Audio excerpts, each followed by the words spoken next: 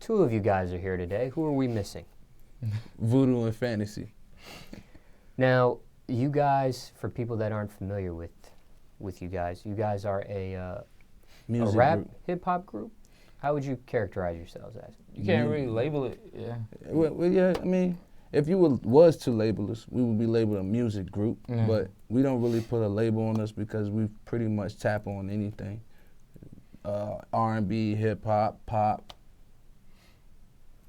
Yeah, basically everywhere. Everywhere, so. Yeah. Now, how did you guys come as a collective together? How did that happen? How was each member chosen? It started off with me and Voodoo, who's not here, of course. It started off with me and Voodoo. After like 2 months in, of going hard and recording and whatnot. Of course, because I'm not a rapper. He wanted somebody in the studio with him to, motivate him, give him a little bit of competition or whatever. So he came up with this idea of having a camp.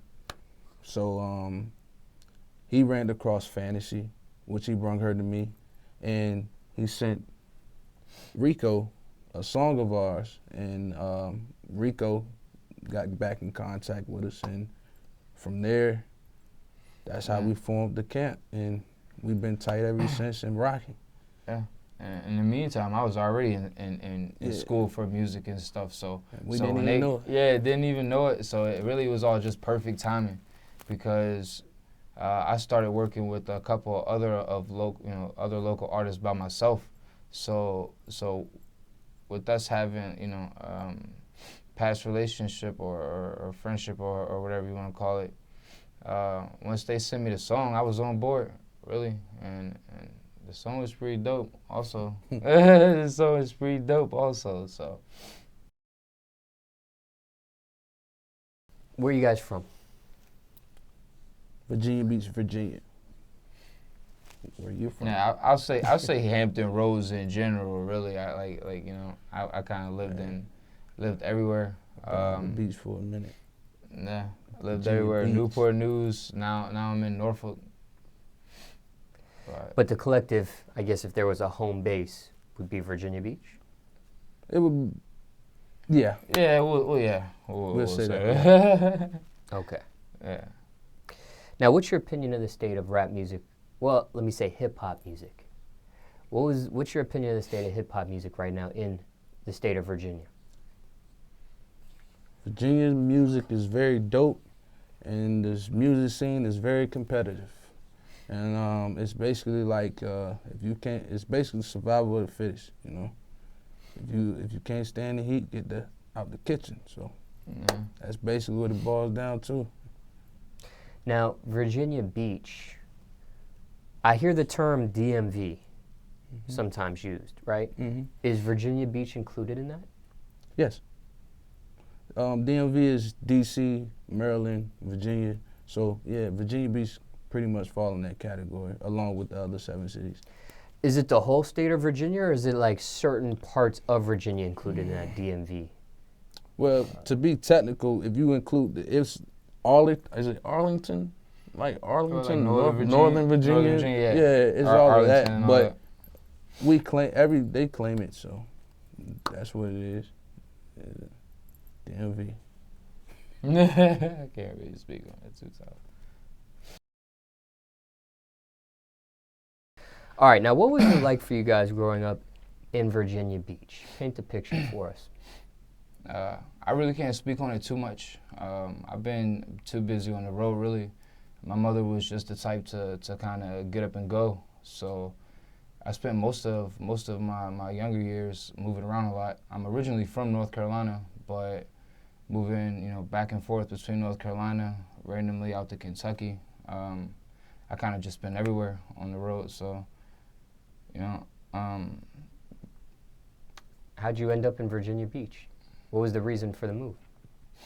I got a few family members that do live in the area, and so, my mom's a big family person, so she always kind of liked to keep some parts of family involved somehow or be close to some, so we can keep in contact. And between moving back and forth from there and home, I guess she just got to a point where where she just wanted Let's to call go. she just wanted to call it quits with the moves, you know. And I mean, eventually that passed because now she's in San Antonio, but I just decided to stay back because I had so much, you know, going on there for myself. For me, growing up in the 7 cities was, like I said, I grew up in Norfolk, so I was in Norfolk probably up until middle school, and the beginning of my freshman year in high school. Then I got in a fight, got expelled, whatnot. Mom had to transfer, so we went to Chesapeake, Virginia. So that's where I ended up graduating from. So once I got out of high school, it was like I wanted new scenery and whatnot, so I tested the waters. I tried Hampton, Newport News, it was too rowdy for me. I tried Portsmouth, it was too rowdy for me. But Virginia Beach seemed to be, you know, more on the chill side, and it was somewhere where I felt safe for my kids to be, so that's how I ended up in Virginia Beach. Now, would you consider your upbringing rough? I would consider my upbringing tough and rough at the same time, but my rough could be different compared to anybody else's. What was one of your roughest moments? Well, for starters, I grew up with just my mom's. I don't know my father. Like, I know of him. I talked to him twice, but I don't really know the dude. So I grew up with my mother. So it was certain things that was going on that I didn't understand at the time when I was younger, and I always used to blame my mom for it. Like, I used to get mad when I'm at my football games and my homeboys got their fathers there or whatever, you know, whoever, and I don't have nobody but my mom's there and stuff like that. So it was tough, but understood. I understand now. I definitely understand now. Yeah, I mean, it's pretty much always tough for me. My mother was a single parent, so me and I got an older sister and a younger sister. So that in itself is a struggle, you know. And then, honest opinion, I feel like when it comes to the area that we're in, if you're not military or shipyard, like, you know, it's just it makes it kind of difficult to find your place. Like Virginia have a lot of military. Yeah, it's a whole lot of military bases. Definitely a lot of military. Yeah, families. basically. So I feel like, I mean, me personally, I feel like that's the easy, not gonna say easy way, but that and shipyard, that's a lot of route. You know, that's just the route a lot of people choose to take. But outside of that, I mean, everything else is pretty much, in my opinion, dead end jobs. What type of student were you in school? I was a class clown. I was a class clown for a minute. Yeah, a real minute. I like making people laugh and entertain people, you know, putting a smile on people's faces. So that's pretty much what I came to school to do. Don't get it twisted. I did my work because that's the easy part. But I got off track sometimes, you know, clowning around with the females and, you know, my kids, my homies. Yeah, I played both parts, really. I was a class clown. I mean, I've always been goofy, but I was pretty much a nerd, to be honest. I had my face in the books all the time, probably until, like, we'll say give it maybe 10th grade. Once I finally moved back into Virginia, then I kind of started straying off some. Got buck wild. Got buck wild, and started straying off some, and was forced to, you know, make up a lot of classes. Took a lot of time to get the diploma, but I got it, you know. In that buck wild stage, though, and that's how I ended up having my daughter. So that should explain enough there. Just everywhere, kind of strayed away from the path. But Graduated high school? Yes. yeah, a little late, but still got the diploma. Tried college? Yes. For a short period of time, given maybe a couple years, you know. Went to school for music theory and production.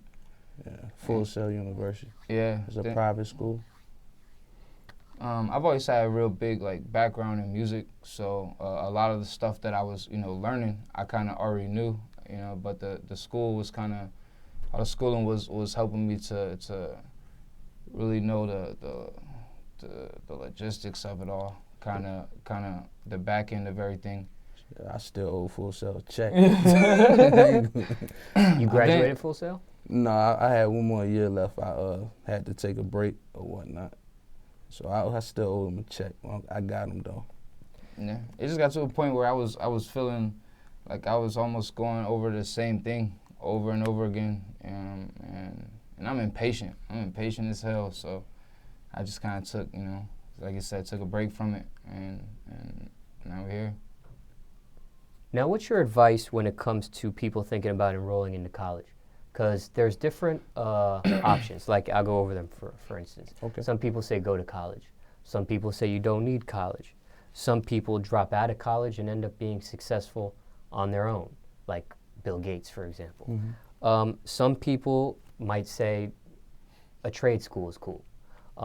And other people go to college, get a degree, and don't end up having a job they got a degree in. So what's your advice to somebody watching this interview, hearing your story, thinking about enrolling into college? Do what's best for you. Yeah, basically. That's pretty much the thing, because like you said, you can go to school for 8 years and get a diploma and then get out here and don't even get a job. Don't even use it. Don't even use Yeah. it. So, I guess that just falls on what's best for the person. Yeah, make sure you really know what you want to do before you just kind of Do all jump your the research, gun. Yeah, before you jump the gun. Because some people come to find out they feel like they don't need college, So, I mean, it's what's best for you. If you can go back in time, would you have finished your college years, or not even gone?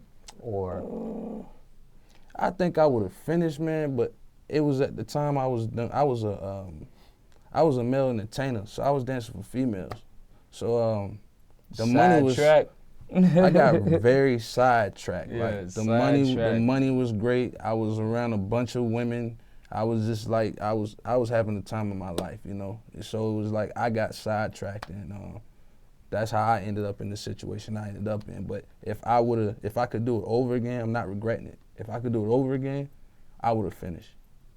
I would have definitely finished. Yeah, I can agree on that, because I never really did I mean, a little stuff here and there, but it was definitely a valuable learning experience. I was able to retain a lot of valuable information, but somewhat the same, really. I just got sidetracked, and then I just felt like everything was just getting stagnant. So just kind of had to take a break, really. jobs you had growing up. I know you mentioned male entertainer, which I want to talk to you about. But jobs you had growing up, if any. Shit, man. I done worked at Target, overnight stocking. I've done lawn care work, cleaning beach houses, telemarketing jobs. Everybody in VA done telemarketing jobs. Shucks, man. Then, like I said, male entertainer, man. That was pretty much half of the saga right there, like half of me. That's what I was doing, man. It was lovely. Yeah, I was just everywhere. Like I said, I'm impatient, so I'll get in a job, feel like, oh, it's not going nowhere. On to the next. I mean, my grandpa owns a subcontracting company, so growing up, I spent a lot of time working with him over the summer. And then my first actual real job was of course McDonald's, which that lasted a few weeks, and then it was just kind of bouncing around. Then I got into sales, which I ended up being pretty decent at, and I just been kind of riding it out with sales. You quit these jobs? You got fired from these jobs? How did these jobs come about? I mean, I pretty much quit, being honest. I mean, some jobs, like I've tried serving before. I mean, the list goes on, really. And some days I guess that's where my mother's genes come into play. Some days I just woke up and was like, this is not going nowhere. My last job, I got Time to fired. move on. I got fired. I don't think I should have, but I got fired, Got into it with a supervisor. Where I was working at, it was mainly like women. So, and it was probably like 6 guys. And they just took their authority, they took it a little too serious. They took it a little too serious, and one day I got into it with the supervisor. She pulled me to her office. She told me to come to her office. So I walked to her office, And just she like sees me coming, and just when I get to the door, she slams the door like directly in my face. The door like tapped my nose. So like after that, I just blacked out, and all I remember was them telling me to get out the building, and that was it. Yeah, so now I just walked out. Yeah. That was the male entertaining job? Oh no, man, that was the telemarketing. That was I didn't get kicked out of male entertaining now. I chose to stop that because I entered that at a young age. And I think I pretty much then seen and learned every much I needed to learn from that. So it was time for me to do something better. Music is what I really love and that's my passion. So that's what I really want to pursue. So that's why I hung up my dancing shoes. But I ain't get kicked out. The game still needs me. Male entertaining, that's stripping. Yes, sir. Basically. Now, why admit that, especially with dealing with rap, hip-hop music? Because I don't care. I mean, what's wrong with me admitting that? I've got money. I was doing two things that men love. I was around money and women. Who wouldn't want to be around money, make money at the same time while being around a whole bunch of women? I danced for 15 minutes and can walk off the floor with over, listen, why would I be ashamed to tell them that? And how long were you doing that for? I'm going to say like 8 years. 8 years? 8 years, bro. And why stop? Bro. Progression, man. And then my family, my kids, I have daughters. So, they're getting older, so I want to be able to set a perfect example. So, like I said, certain things had to cut out. And music, I've been pointing that direction. I kept on dodging it, but it's like, now it's time to get serious with it. Now, any crazy stories dealing with any of those jobs you mentioned? You mentioned a variety of jobs. Anything out of the norm?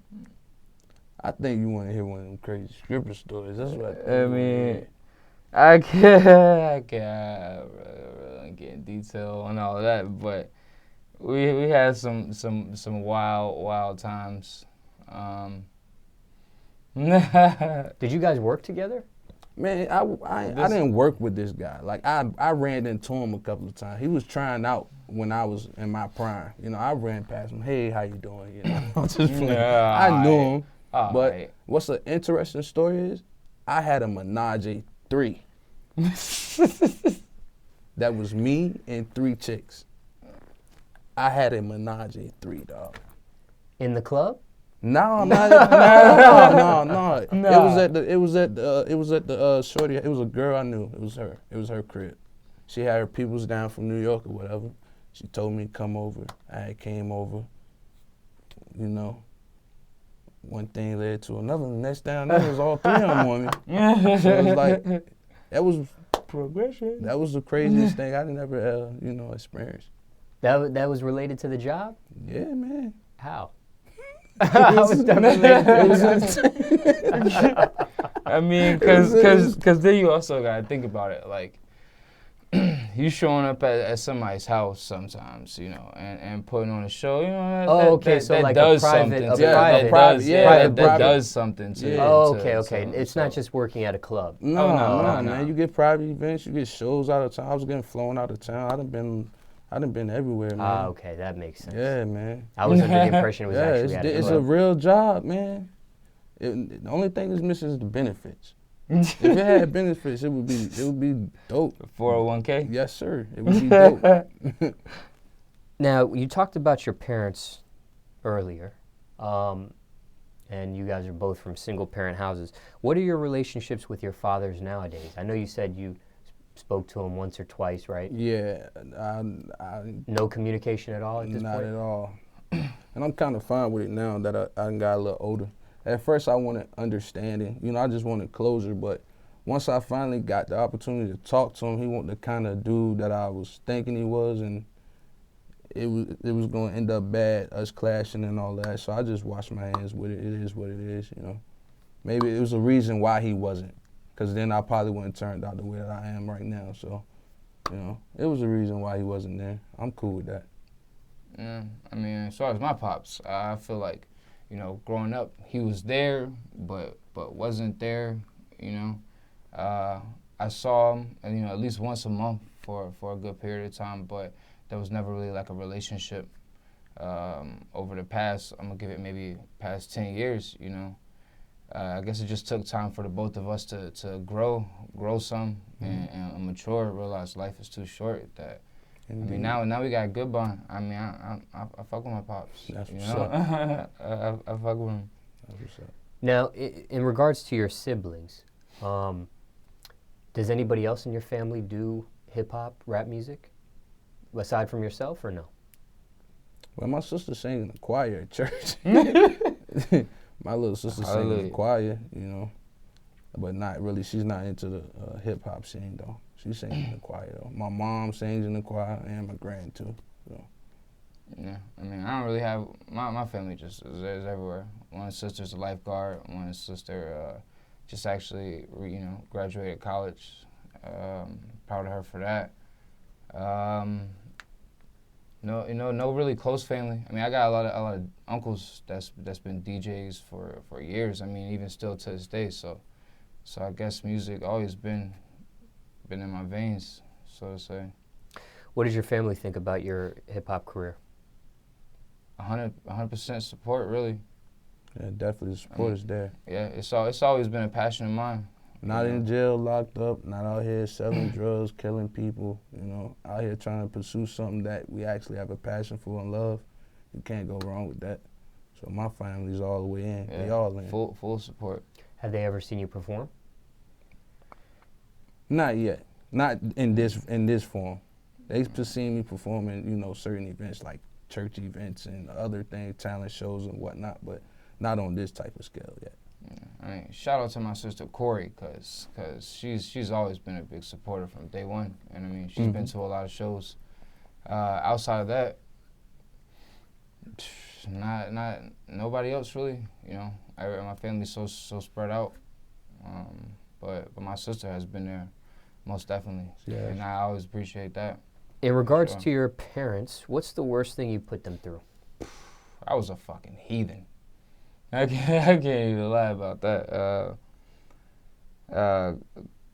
Not the wisest choices, especially once I got in high school, then that's when everything was all downhill. You know, between I spare the in-depth details, but I'm gonna say initially probably my daughter. You know. Obviously, no one really expects to have a kid at that young age. How old? I mean, I'm not too young, but I was what, 8? It was 12th grade, basically. Once I hit 18, like I said, me being a heathen. Once I hit 18, the day of, I dipped, and it was arguing, you know, little small stuff, and I just decided, well, hell, I'm 18, fuck it, nobody really telling me what to do, you know. I dipped out and working a couple of jobs and stuff, and ended up having an apartment with one of my close friends in high school, and so that's how all of that came to be.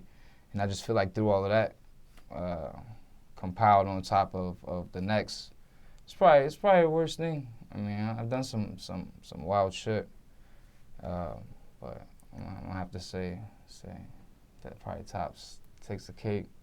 Shit, the worst thing I put my moms through, and it ain't even bragging, was like when she'll tell us not to bring other people in our house while she wasn't home and have them in there, and we always do that and not even realizing that we having people over, and every time we had these people over, they eating all our snacks and all this stuff and messing up my mom's house or whatever, and then at the end of the day, we gotta take the fall for it. And then my mom's still struggling, trying to make sure she's providing for us. You know what I'm saying? So it didn't really click in my head till I got a little older that what we was doing was wrong. And I think that was the worst thing I put my mom through, man. What's your message to the youth overall speaking? Shit, you only got one mom. That's for damn. You only got one life. You only got period. one life and one mom. Life, period. And if you got family that's willing to be there for you and that's like, they stay on, you feel like they on your back, but they really not on your back. They just want you to do right. Just listen. Just listen. That's all you gotta do. because trust me, it's ill out here. It's very tough out here. So if I would have listened to some things my granny and my mom told me, then I probably would be in better situations or could have been in better situations. But it's all life. It's a learning experience at the end of the day. Yeah. How did you get into hip hop music? What age? See, it was 7 for Yeah, me. young age. It was 7 for me, because my mom used to bump that. It was a, damn, what was the name? It was a JD CD. It was a So Def All Stars or something like that. It was a green CD or whatnot. And I think that my boo was up there or something. My mom used to play that CD all the time, man.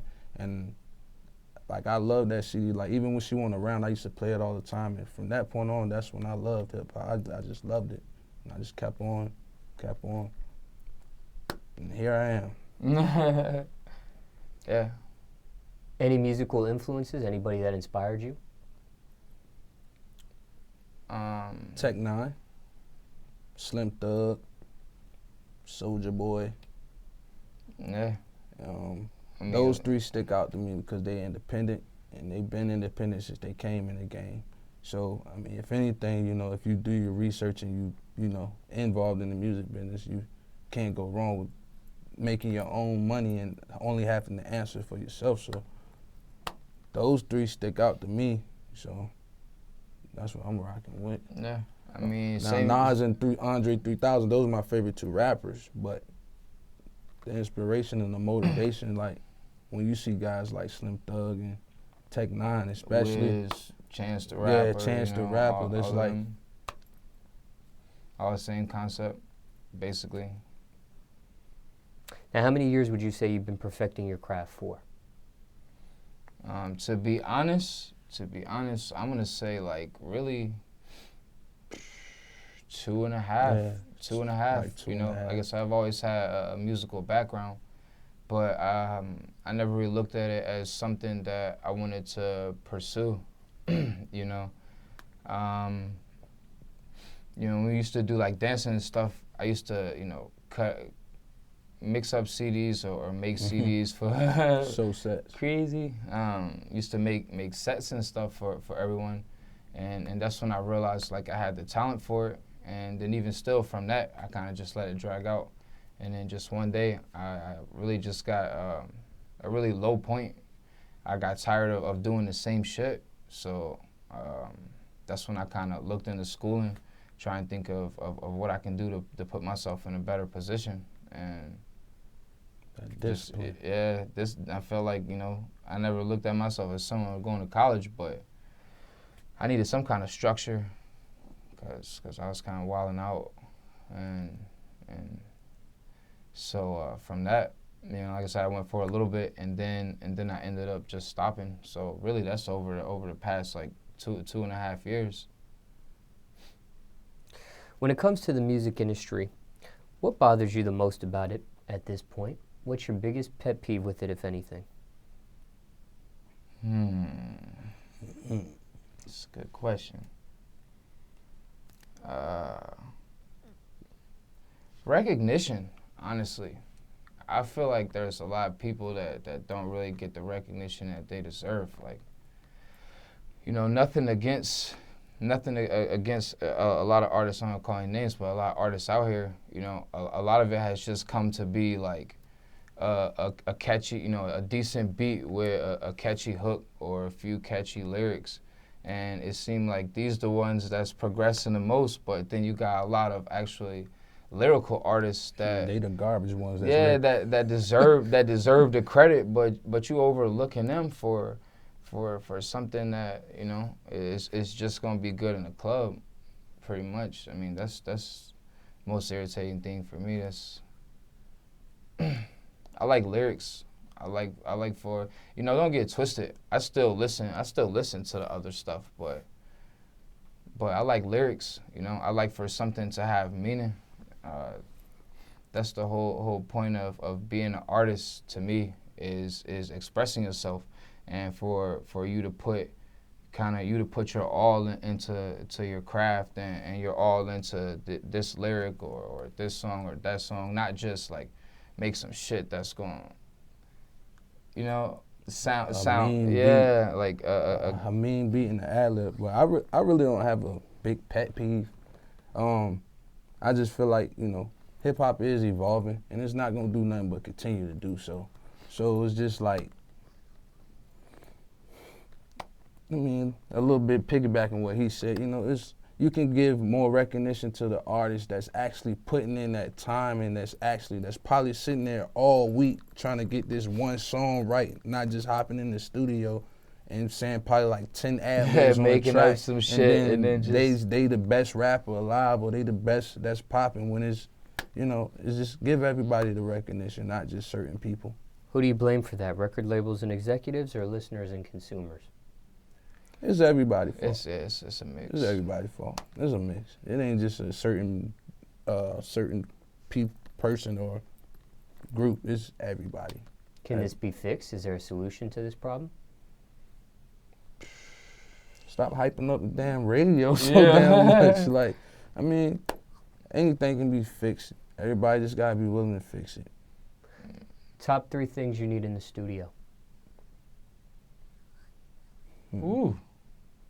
Well, gotta have a Buddha. Gotta have some water. And gotta have my team with me. Got my team. We good. And that's a mean session right there. Like, Yeah. that's all we need. Good energy. To kind of throw that in there.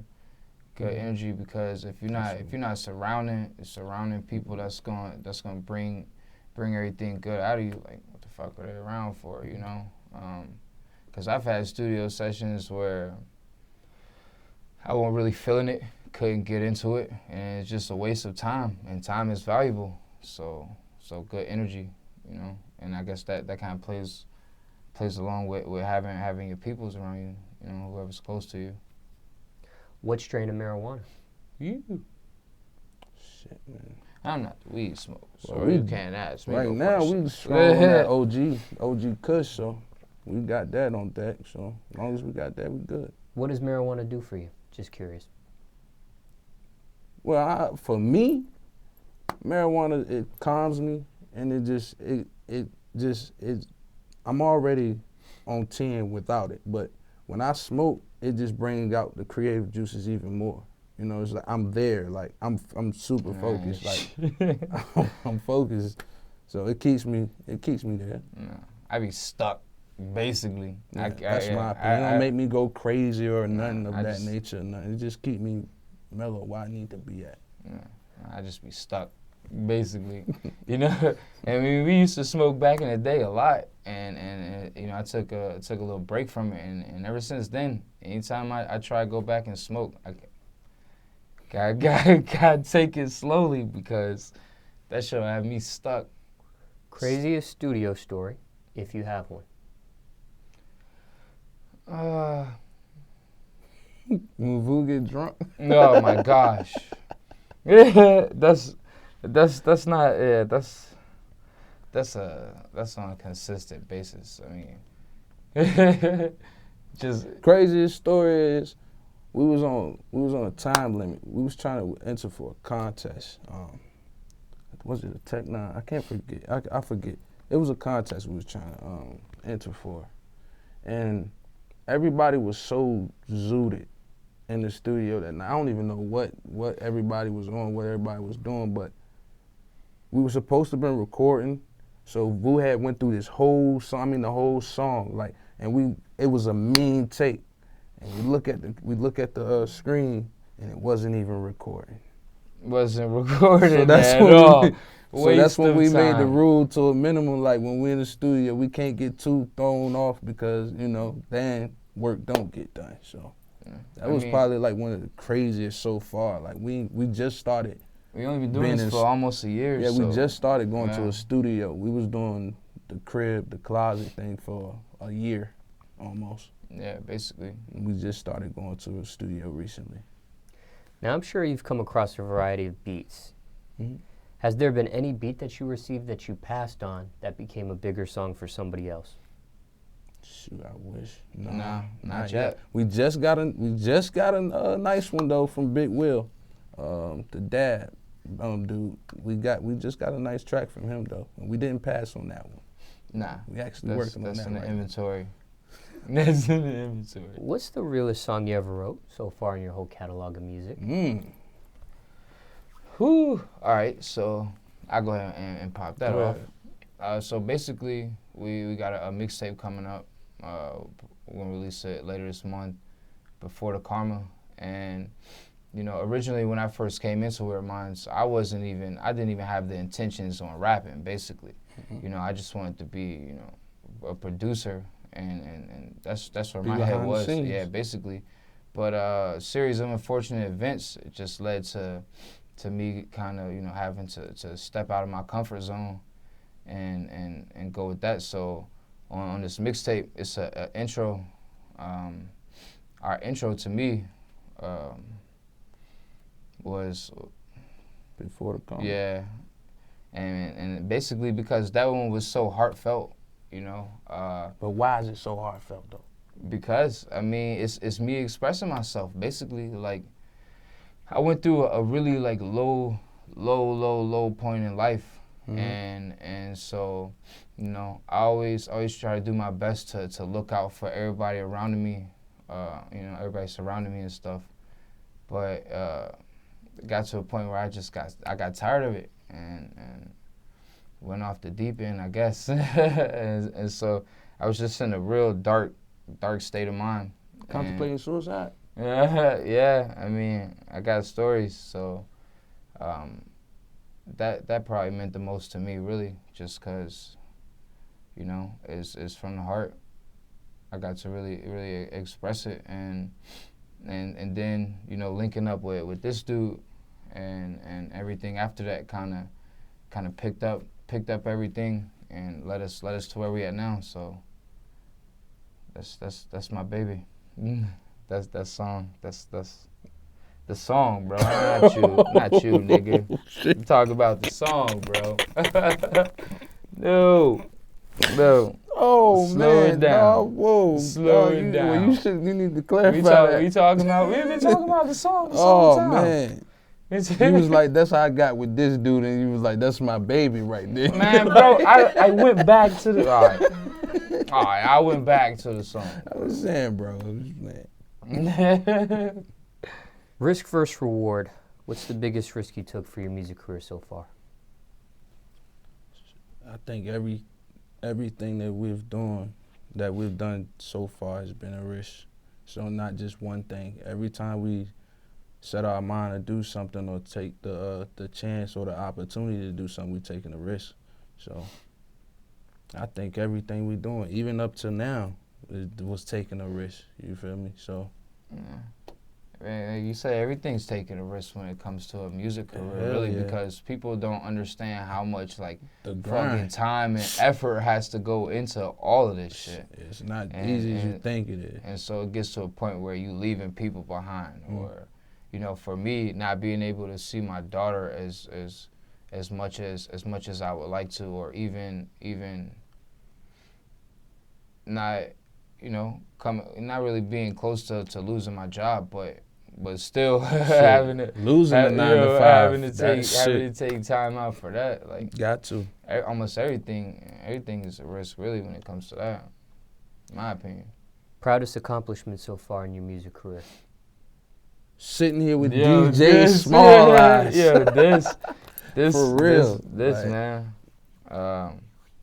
It's an honor to be down here, really, and for someone to take the time out to really interview us or put us out there, you know. We're on that- our second official mixtape, which is about to Yeah, be pretty that big, that so. too. That to me, that's another really huge one. What do you? the- Go ahead. Just the progression and everything, you know, like you know, like you said earlier, we only been doing this for about a year, so how far we come after just this year, man, it's crazy. And I go back and listen to our old stuff all the time, and we came a long way. A long way in a year, man. Hell yeah. That's a great accomplishment. It's a great accomplishment to me. What are your keys to success? Determination. Faith. Yeah. You gotta Faith. believe.